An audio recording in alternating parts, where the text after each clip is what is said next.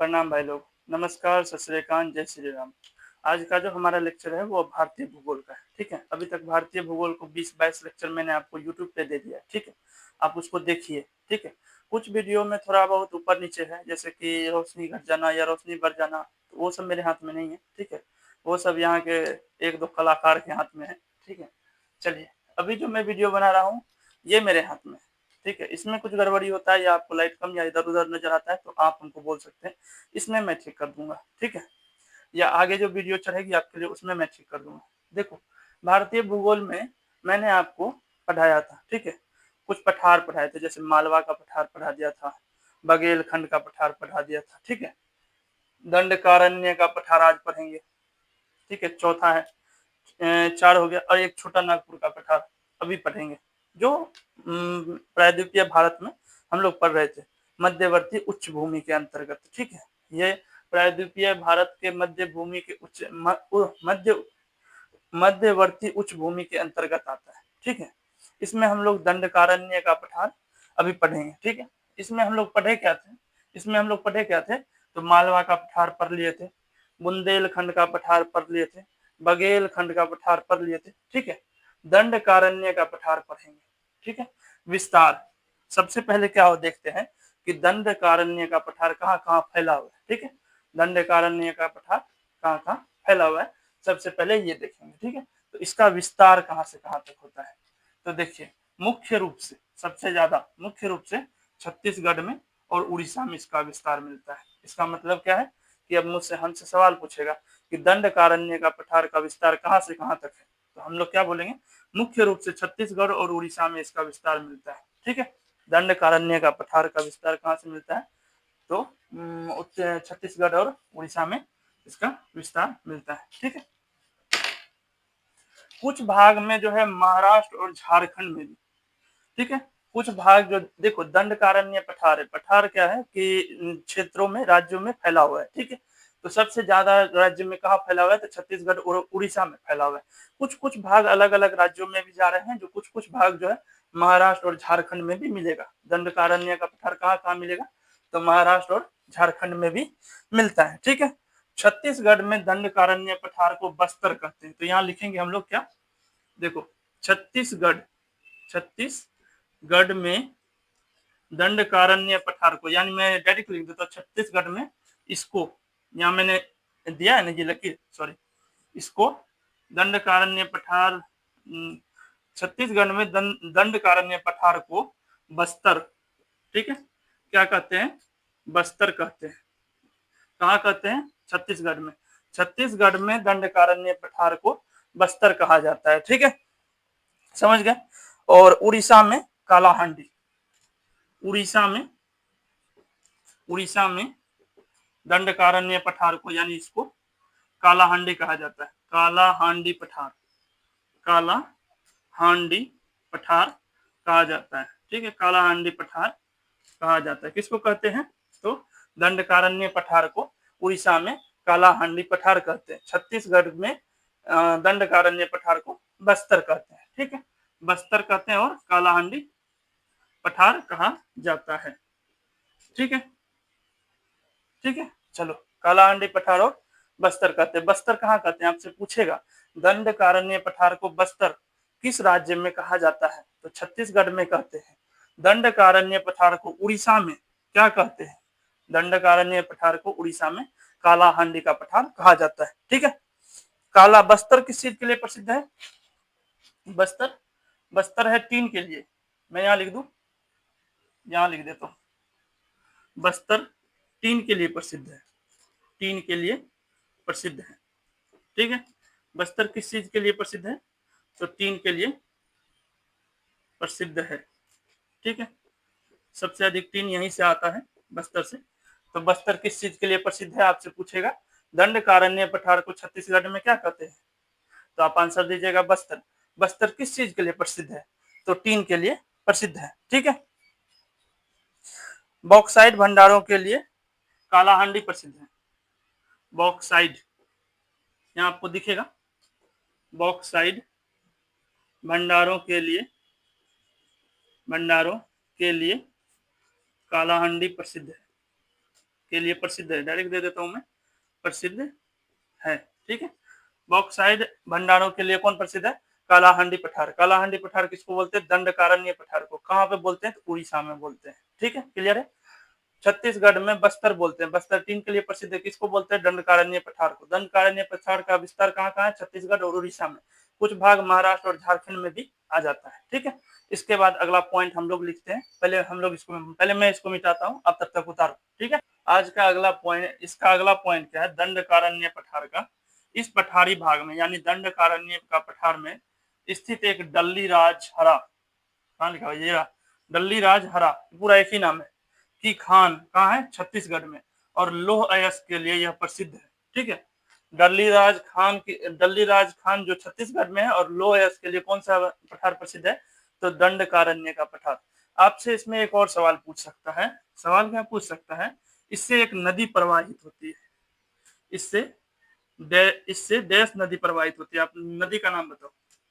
Dash नदी प्रवाहित होती है, आप नदी का नाम बताओ। ठीक है, इससे एक नदी प्रवाहित होती है, उस नदी का नाम है इंद्रावती। ठीक है, इससे कौन सी नदी प्रवाहित होती है? इंद्रावती नदी जो है इसी से प्रवाहित होती है। दंडकारण्य के पठार से एक नदी प्रवाहित होती है जिसका नाम है इंद्रावती। ठीक है, कौन सी नदी है? इंद्रावती, ये मुख्य नदी है, इंद्रावती प्रवाहित होती है। ठीक है, इस पे एक जलप्रपात, इस पे एक जलप्रपात अवस्थित है, जलप्रपात अवस्थित है। ठीक है, अवस्थित है, जलप्रपात है। अब बताओ वो कौन सी जलप्रपात है? बहुत बार पूछा गया है, अनलिमिटेड क्वेश्चंस पूछा गया यहीं से। दंडकारण्य का के पठार से एक मुख्य नदी है जो प्रवाहित होती है, वो कौन सी नदी है? तो वह मुख्य नदी इंद्रावती है, और इंद्रावती पे एक जलप्रपात है, उस जलप्रपात का नाम है चित्रकोट जलप्रपात। ठीक है, चित्रकोट जलप्रपात। ये चित्रकोट जलप्रपात उठा उठा के पूछता है, घुमा घुमा के पूछेगा। चित्रकोट जलप्रपात किस नदी पर अवस्थित है? इंद्रावती नदी पे। इंद्रावती नदी के कहाँ से प्रवाहित होती है? दंडकारण्य के पठार से प्रवाहित होती है। दंडकारण्य के पठार को छत्तीसगढ़ में क्या बोला जाता है? उड़ीसा में क्या बोला जाता है? टीन के लिए प्रसिद्ध क्यों है? ठीक है, 100 क्वेश्चन बनेगा। डल्लीराज हरा की खान कहाँ से? डल्लीराज हरा की खान जो है छत्तीसगढ़ में है, वह किस पठार में अवस्थित है? दंडकारण्य के पठार में अवस्थित है। लोह अयस्क के लिए कौन सा पठार प्रसिद्ध है? दंडकारण्य का पठार प्रसिद्ध है। इंद्रावती नदी कहाँ से निकलती है? तो दंडकारण्य के पठार से निकलती है। इंद्रावती नदी पर एक जलप्रपात अवस्थित है, उस जलप्रपात का क्या नाम है? तो चित्रकोट जलप्रपात नाम है। चित्रकोट जलप्रपात किस पठार पर अवस्थित है? तो इंद्रावती नदी पर अवस्थित है, जो कि दंडकारण्य के पठार से जो इंद्रावती निकलती है, उस पे चित्रकोट जलप्रपात अवस्थित है। इस तरीके से 100 सवाल पूछेगा। ठीक है, आज का अगला टॉपिक क्या है हम लोग का? मालवा। अभी हम लोग पढ़ेंगे छोटा नागपुर। ठीक है, छोटा नागपुर से शुरू करते हैं। छोटा नागपुर का पठार झारखंड में। ठीक है, चलिए देखो आज का अगला पॉइंट, इस पॉइंट दंडकारण्य पठार के बाद छोटा नागपुर का पठार पढ़ेंगे। ठीक है, इसके बाद एक डायग्राम से समझेंगे। ठीक है, देखो छोटा नागपुर का, इससे पहले मैंने एक डायग्राम आपको दिया था। ठीक है, जिसमें कि मैंने सभी पठार को एक जगह बनाया था और मैप वाइज मैंने डिफाइन किया था कि कैसे कैसे बंटा हुआ है। इससे पहले वाले आप लेक्चर को देखिएगा तो आप समझ जाइएगा। ठीक है, मेरे जैसे ही आप प्लेलिस्ट खोलोगे ना, तो प्लेलिस्ट के जस्ट इस वीडियो से एक ऊपर वीडियो आपको वही मिलेगा। ठीक है, मैंने प्लेलिस्ट एक लाइन से सजाया है, आप देख सकते हो, उस पे आपको आसानी होगी। छोटा नागपुर का पठार पढ़ रहे हैं। छोटा नागपुर का पठार से हम लोग क्या समझते हैं?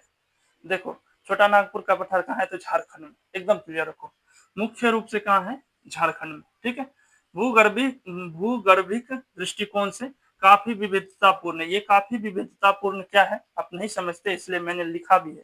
ठीक है, जैसे धारवाड़, क्रिटेशियस और गोंडवाना आदि कई प्रकार की चट्टानें मिलती है। चट्टानें हैं, इन सभी चट्टानी का मिलान होता है। ठीक है, रूर प्रदेश, भारत के रूर प्रदेश जो कि जर्मनी में वह खनिज गृह कहा जाता है। ठीक है, ये रूर प्रदेश क्यों प्रसिद्ध है? कोयले के लिए, कोयले के लिए प्रसिद्ध है रूर प्रदेश। ठीक है, कोयले के लिए प्रसिद्ध है रूर प्रदेश। ठीक है, प्रसिद्ध है। कोयले के लिए यह रूर प्रदेश प्रसिद्ध है। भारत का रूर प्रदेश जो कि जर्मनी में भी है, वह खनिज गृह कहा जाता है। किसको? छोटा नागपुर पठार को। ठीक है, छोटा नागपुर पठार को जो है खनिज गृह भी कहते हैं। ठीक है, धारवाड़, याद रखिएगा, धारवाड़, क्रीटेशियस और गोंडवाना। आप कॉपी निकालो और उसमें लिखो धारवाड़, क्रीटेशियस और गोंडवाना आदि चट्टानों आदि कई प्रकार की चट्टानें मिलती है। ठीक है, झारखंड में भूगर्भिक दृष्टिकोण से छोटा नागपुर का पठार काफी विविधतापूर्ण है। काफी विविधतापूर्ण का मतलब है धारवाड़, क्रीटेशियस और गोंडवाना आदि कई प्रकार की चट्टानें मिलती है, तब छोटा नागपुर का पठार का निर्माण होता है। ठीक है, भारत का रूर प्रदेश जर्मनी में वो खनिज गृह कहा जाता है। किसको? छोटा नागपुर पठार को। ये रूर प्रदेश क्यों प्रसिद्ध है? तो कोयले के लिए प्रसिद्ध है। रूर प्रदेश क्यों प्रसिद्ध है? तो कोयले के लिए प्रसिद्ध है। ठीक है, अब एक डायग्राम देखते हैं। डायग्राम से हम लोग को पेट लैंड समझ में आएगा, पेट भूमि क्या होती है। ठीक है, तो चलिए अगले पॉइंट की ओर बढ़ते। इसको उतार लीजिएगा, मैं आपको बता देता हूँ, इसमें से क्वेश्चन उठा उठा के पूछेगा। पहला सवाल तो यहीं से पूछेगा कि छोटा नागपुर का पठार कहाँ है। सब जानते हैं झारखंड में, लेकिन मध्य प्रदेश फंस जाइएगा। ठीक है, कभी कभी तो ऐसे घुमा के दे देता है, छोटा नागपुर का पठार जो है 3 ऑप्शन दे देगा, चौथा डी दे देगा और 5वां ई दे देगा, लेकिन उसमें झारखंड नहीं देगा। तब आप फंस जाओगे। तब कहाँ मारोगे? तो किसी एक में मत मार देना, ई में मार के आना, ई में नन आ जाएगा, क्योंकि झारखंड में ही है केवल छोटा नागपुर पठार। मुख्य रूप से छोटा नागपुर पठार कहाँ है? तो झारखंड में है। ठीक है, कुछ भाग इधर उधर होगा। भूगर्भिक दृष्टिकोण से काफी विविधतापूर्ण है। धारवाड़, क्रीटेशियस और गोंडवाना की चट्टानें मिलती है, जिससे छोटा नागपुर पठार का निर्माण होता है। ठीक है, इसके अलावा रूर प्रदेश जर्मनी में वह खनिज गृह छोटा नागपुर पठार को कहा जाता है। ठीक है, रूर प्रदेश क्या होता है? तो कोयले के लिए प्रसिद्ध है। अगला पॉइंट देखो, ये है आपको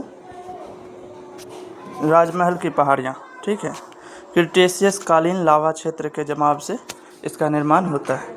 ठीक है, इसके बगल में आपको एक नदी बहती है, इस नदी का नाम है दामोदर नदी। ठीक है, आप देख लो तो ये पूरा क्षेत्र जो है दंडकारण्य का क्षेत्र है, और इसके बगल में पश्चिम बंगाल का क्षेत्र है। ठीक है, आप ये जो देख रहे हो ये पठार, इसको बोलते हैं रांची का पठार।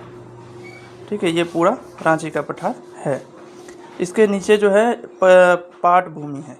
ये पाट भूमि उत्खित भूखंड है। ठीक है, पाट भूमि है। पाट भूमि के नीचे है सारंड वन। सारंड वन में ये वृक्ष हैं। लो, मैं एक और वृक्ष आपके लिए बना देता हूँ। ठीक है, ये है सारंड वन, सारंड वन क्षेत्र। ठीक है, सारंड वन क्षेत्र। इसके बगल में जो है एक कोयले की खान है। एक कोयले निकलती है, कोयले की उत्पादित होती है, यहाँ से कोयले निकाला जाता है। और ये है गडजात की पहाड़ियाँ। ठीक है, देख रहे हो आप, इस क्षेत्र में देख रहे हो कि बगल से एक सिंह भूमि का क्षेत्र मैंने दिखाया है, और ये पूरा दंडकारण्य का विस्तार है। क्लियर है?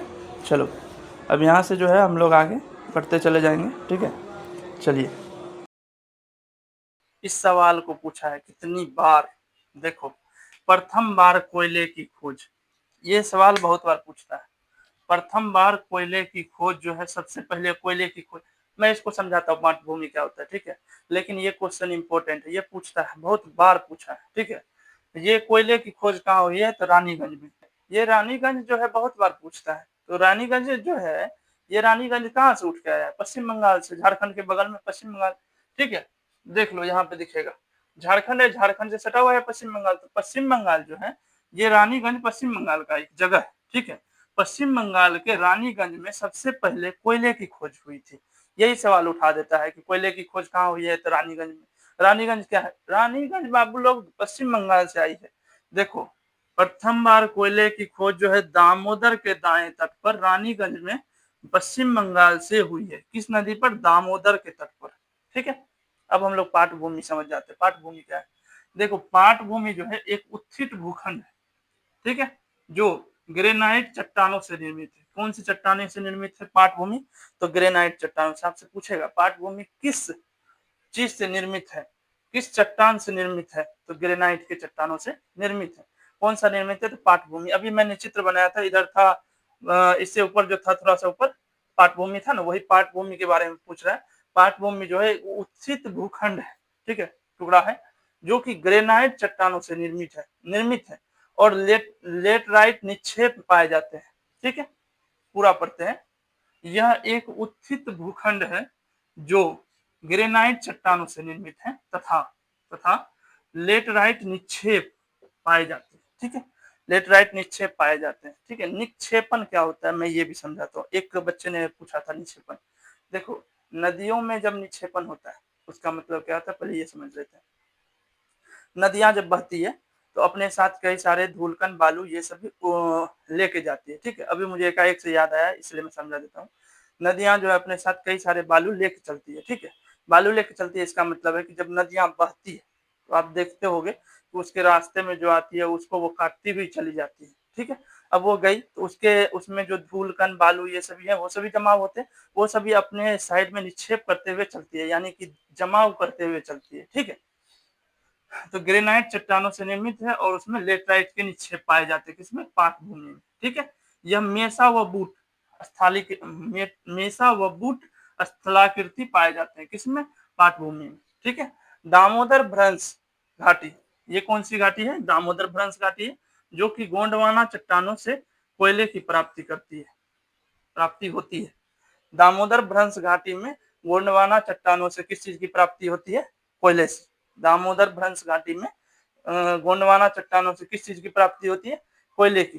प्रथम बार कोयला का उत्पादन कहाँ हुआ था, तो दामोदर नदी के दाएं तट पर, दामोदर नदी के दाएं तट पर रानीगंज में। कहाँ पे कोयले का सर्वप्रथम जो खोज हुआ था वो कहाँ हुआ था, तो दामोदर नदी के दाएं तट पर रानीगंज में। रानीगंज कहाँ है, तो पश्चिम बंगाल में। सर्वप्रथम कोयले की खोज कहाँ हुई थी, किस राज्य में, तो पश्चिम बंगाल में, ठीक है। किस नदी के दाएं तट पर, दामोदर नदी के। दामोदर भ्रंश घाटी में गोंडवाना चट्टानों से कोयले की प्राप्ति होती है। क्लियर है, ई लाइन इसी के कारण क्लियर हो जाती है क्योंकि कोयले की खोज सबसे पहले कहाँ हुई है, पश्चिम बंगाल में। किसके तट पर, दामोदर नदी के। दामोदर नदी के तट पर हुई तो दामोदर जो भ्रंश घाटी है उसमें गोंडवाना चट्टानों में क्या प्राप्ति होती है, कोयले की प्राप्ति होती है, ठीक है। इतना दूर समझ गए, इसको उतार लो, इससे आगे हम लोग बढ़ते हैं। रांची पठार की औसत ऊंचाई क्या है, 600 मीटर, ये पूछता है, ठीक है। इसीलिए इसको कुछ पॉइंट्स को हम लोग को याद भी रखना पड़ेगा। रांची पठार की औसत ऊंचाई क्या है, तो 600 मीटर। और हजारीबाग की औसत ऊंचाई क्या है, 300 मीटर, ठीक है। हजारीबाग की औसत ऊंचाई क्या है, 300 मीटर, और रांची पठार की औसत ऊंचाई क्या है, 600 मीटर, ठीक है। देखो, मीसा की सर्वोच्च चोटी पारसनाथ है। ये मीसा क्या होता है मैं समझा देता हूँ, बहुत हल्का है, ठीक है। मीसा की सर्वोच्च चोटी जो है पारसनाथ है। पारसनाथ क्या है, 23वें तीर्थंकर से बात है। 23वें जैन तीर्थंकर जो थे पारसनाथ, इनसे संबंधित है ये पारसनाथ, ठीक है। मीसा की सबसे ऊंची चोटी पारसनाथ है, ठीक है, जो कि पारसनाथ 23वें जैन तीर्थंकर है, ठीक है, 23वें तीर्थंकर है। इसे सम्मेद शिखर भी कहा जाता है। किसको सम्मेद शिखर कहते हैं, तो पारसनाथ को सम्मेद शिखर कहते हैं। आपसे पूछेगा सम्मेद शिखर कहा जाता है, निम्न में से 4 ऑप्शन दे देगा, तो पारसनाथ को सम्मेद शिखर कहते हैं। मीसा की सबसे ऊंची चोटी है, ठीक है। मीसा क्या होता है मैं बता देता हूँ। देखो 3 होता है, एक प्लेट्यू, एक मीसा, एक मोनूमेंट्स, ठीक है। आप लिख लो। देखो मैं बता देता हूँ, एक होता है प्लेट्यू, ठीक है, प्लेट्यू, एक होता है मीसा, और एक होता है मोनूमेंट्स, ठीक है। एक होता है प्लेट्यू, एक होता है मीसा, और एक होता है मोनूमेंट्स, ठीक है। सबसे बड़ा भाग, सबसे बड़ा चट्टान जो होगा उसको बोलते हैं प्लेट्यू, सबसे बड़े चट्टान, सबसे बड़े, ठीक है, सबसे बड़ा, या बड़ा दे दो, बड़ा को बोलते हैं प्लेट्यू, ठीक है। मीसा क्या होता है, मीसा होता है प्लेट्यू से छोटा, यानी इससे छोटा, इससे मतलब प्लेट्यू से छोटा मीसा कहलाता है। यानी प्लेट्यू जो है, पठार जो है वो बड़ा होता है, बड़ा होता है पठार। जैसे मान लो पहाड़ सबसे बड़ा होता है, उससे नीचे पठार, पठार से छोटा जो होता है उसको बोलते हैं मीसा, और सबसे जो छोटा होता है उसको बोलते हैं मोनूमेंट्स, ठीक है। सबसे छोटा क्या बोलते हैं, मोनूमेंट्स। फिर से समझ लेते हैं। सबसे बड़ा होता है पहाड़, ठीक है, जो चोटी बोलते हैं ना, जैसे मान लो माउंट एवरेस्ट बोलते हैं, हिमालय पर्वत की चोटी होती है ना, केटू बोलते हैं, इस तरह से वो चोटी है। उससे नीचे चोटी है तो वो किसमें है, पहाड़ में। पहाड़ से नीचे प्लेट्यू, पठार, ठीक है, प्लेट्यू वो बड़ा है। उससे भी छोटा उसको बोलते हैं मीसा, कि मतलब प्लेट्यू से छोटा होगा तो मीसा, और सबसे छोटा होगा तो उसको बोलेंगे मोनूमेंट। सबसे छोटा होगा तो मोन्यूमेंट्स। उसी तरह मैंने लिखाया मीसा की सबसे ऊंची चोटी जो है पारसनाथ है। मीसा की सबसे ऊंची चोटी, ठीक है। प्लेट्यू की सबसे ऊंची चोटी मैंने नहीं बोला है, मीसा की सबसे ऊंची चोटी जो है वह है पारसनाथ। पारसनाथ किससे संबंधित है? 23वें जैन तीर्थंकर थे, ठीक है, जो पारसनाथ से संबंधित हैं, ठीक है। पारसनाथ को सम्मेद शिखर भी कहा जाता है। पारसनाथ को क्या बोलते हैं? सम्मेद शिखर। पूछेगा पारसनाथ सब किसकी सबसे ऊंची चोटी है, तो मीसा की सबसे ऊंची, सब सर्वोच्च चोटी, सबसे ऊंची चोटी जो है मीसा की सबसे ऊंची चोटी पारसनाथ है। पारसनाथ जो है 23वें तीर्थंकर से संबंधित है। मैंने लिखा है 23वें जैन तीर्थंकर से संबंधित है। सम्मेद शिखर किसे कहा जाता है? सम्मेद शिखर जो है पारसनाथ को कहा जाता है। पारसनाथ क्या है? तो मीसा की सबसे ऊंची चोटी है, ठीक है। रांची पठार की औसत ऊंचाई क्या है? 600 मीटर, ठीक है। रांची पठार की औसत ऊंचाई 600 मीटर और हजारीबाग की औसत ऊंचाई 300 मीटर, याद रखना पड़ेगा, ठीक है। चलिए अगला पॉइंट हम लोग बढ़ते हैं इसके बाद। चलिए आज का आखिरी पॉइंट लिखिए इसको। अगला पॉइंट क्या है? अगला पॉइंट हम लोग पढ़ते हैं। देखो ये छोटा नागपुर का पठार वो पृथक करता है, कहा मैंने लिखा है, मालदा भ्रंश और राजमहल गारो गैप द्वारा मेघालय पठार को पृथक होता है। मेघालय पठार से पृथक कौन कौन होता है? छोटा नागपुर का पठार, मालदा भ्रंश और राजमहल गारो गैप जो है ये सभी इनके द्वारा यानी मेघालय के पठार के द्वारा पृथक अलग होते हैं, ठीक है। ये बातें याद रखना। इसके अलावा नेक्रोक चोटी, नेक्रोक चोटी के बारे में क्या पूछता है? सिंपल सा है, नेक्रोक चोटी की ऊंचाई पूछती है 1412 मीटर, इससे ज्यादा नहीं पूछेगा। नेक्रोक चोटी की ऊंचाई कितनी है? 1412 मीटर। शिलोंग पिक के बारे में पूछता है, शिलोंग पिक की कुल ऊंचाई क्या है? तो 1961 मीटर, ठीक है, 1961 मीटर। कुछ सर जो है 1916 मीटर लिखाते हैं जो कि गलत है मेरे हिसाब से, ठीक है। ये गूगल के हिसाब से 1961 मीटर। मेघालय राज्य की सबसे ऊंची चोटी आपसे पूछेगा, मेघालय राज्य की सबसे ऊंची चोटी कौन सी है? तो शिलोंग पीक। उसकी कुल ऊंचाई क्या है? 1961 मीटर, ठीक है। विश्व में औसत वर्षा, सर्वाधिक औसत वर्षा कहाँ होता है? ये सवाल पूछा गया है। ऑप्शन दिए हैं राजस्थान, मासिन राम, जैसलमेर, डीनन, ठीक है। इसका आंसर डायरेक्ट है सर, बहुत हल्का है। अब देखो सबसे कम वर्षा अगर आपसे पूछे तो जैसलमेर होता, राजस्थान में वर्षा नाम मात्र का होता है। सबसे अधिक वर्षा जो होती है मासिन राम में होती है। ऑप्शन ही ऐसा है कि तुरंत पकड़ लेंगे। विश्व में सर्वाधिक औसत वार्षिक वर्षा कहाँ होती है? तो मासिन राम में। देखो जैसलमेर जो एक राज्य, जैसलमेर जो एक जगह है राजस्थान का जगह जैसलमेर, ऐसा माना जाता है कि जैसलमेर में जो है 10 वर्षों में जितना वर्षा होती है, यानी जैसलमेर में वर्षा नहीं होती है, नहीं के बराबर होती है लेकिन नहीं के बराबर होती है। राजस्थान एरिया में वर्षा बहुत कम होती है। ऐसा बोला जाता है कि राजस्थान का जो जैसलमेर क्षेत्र है उसमें 10 वर्षों में जितनी वर्षा हुई होगी, उतना जितनी वर्षा होती है उतना जो है, तो मेघालय का एक तुरा जगह है, तुरा स्थान, उसमें एक दिन में उतना वर्षा हो जाती है, ठीक है, ऐसा बोलते हैं, ठीक है। देखो अगला पॉइंट है गारो पहाड़ी की सबसे ऊंची चोटी। आपसे पूछेगा गारो पहाड़ी की सबसे ऊंची चोटी कौन सी है? तो गारो पहाड़ी की सबसे ऊंची चोटी है नेक्रोक चोटी। गारो पहाड़ी की सबसे ऊंची चोटी नेक्रोक चोटी। नेक्रोक चोटी की ऊंचाई क्या है? 1412 मीटर, ठीक है।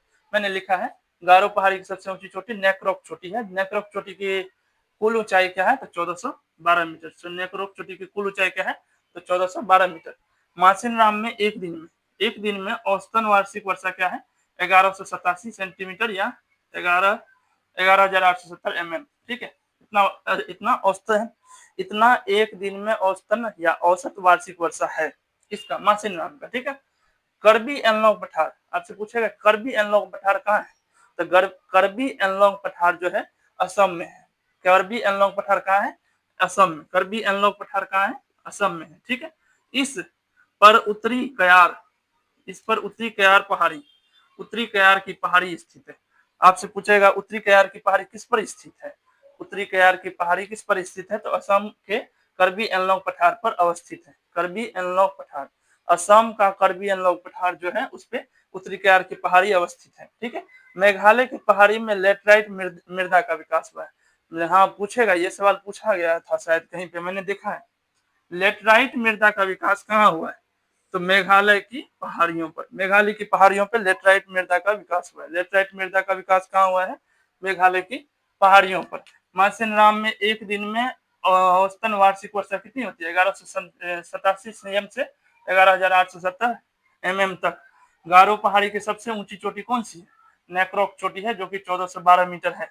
मेघालय की में मेघालय की पहाड़ियों में लेटराइट मिट्टी का विकास हुआ है। ठीक है, कर्बी एनलॉग पठार कहाँ है? तो असम में। इस पर उत्तरी कयार, इस पर कौन सी कयार की पहाड़ियां? उत्तरी कयार की पहाड़ियां स्थित है। ठीक है, ये सभी सवाल आपसे घुमा घुमा के पूछेगा। नेक्रोक चोटी के बारे में पूछ देगा कि नेक्रोक चोटी की कुल ऊंचाई क्या है? तो 14 से 12 मीटर है। नेक्रोक चोटी जो है, नेक्रोक चोटी किसकी सबसे ऊंची चोटी है? तो नेक्रोक चोटी गारो पहाड़ी की सबसे ऊंची चोटी है। ठीक है, इस तरह के सवाल आपसे पूछ सकते हैं। गारो पहाड़ी की सबसे ऊंची चोटी कौन सी है? नेक्रोक चोटी। मासिनाम में एक दिन में कितना वर्षा होता है? ये सब सवाल तो घुमाया रटा रटाया है। ठीक है, पूछा गया है बहुत बार, इसीलिए याद कीजिए। ठीक है, इसके अलावा लेटराइट मृदा का विकास कहाँ हुआ है? तो मेघालय की पहाड़ियों में लेटराइट मृदा का विकास हुआ है। ये सभी सवाल आपसे घुमा घुमा के पूछेगा। ठीक है, देखो, आज का भारतीय भूगोल का जो लेक्चर है यही खत्म कर देता हूँ मैं। ठीक है, 25-26 मिनट का वीडियो बना होगा बहुत से बहुत।